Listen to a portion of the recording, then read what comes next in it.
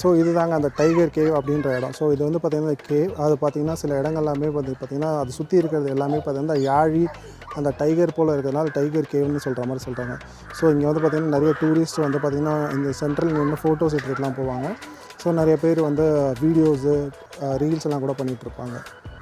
பார்க்கோட specially இந்த rock அப்படின்னு தாங்க சொல்கிறாங்க. இது பார்த்திங்கன்னா ஒரு சாய்வு நிலையில் ஒரு 70 டிகிரியில் இருக்குது. எந்த வித பேலன்ஸும் சப்போர்ட்டில் இருக்குன்னு எனக்கும் தெரியல.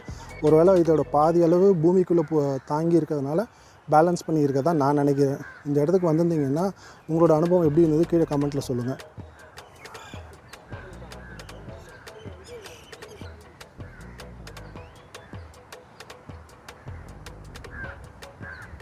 என்னோடய அனுபவங்களுக்கு இந்த மாதிரி இடத்துக்கு வரதெல்லாம் எனக்கு நிஜமாக ரொம்ப பிடிக்கும். ஸோ ஃபேமிலியோட டைம் ஸ்பெண்ட் பண்ணணும்னு நினைக்கும் போது இந்த மாதிரி இடத்துக்கு வந்து கொஞ்சம் லெஷராக இருந்து பசங்களை விளையாட விட்டு நம்ம சிட்டி லைஃபுக்குள்ளேயே இருக்கிறதுனால இந்த மாதிரி பெரிய பார்க்கெல்லாம் நம்ம பார்க்கறதுக்கு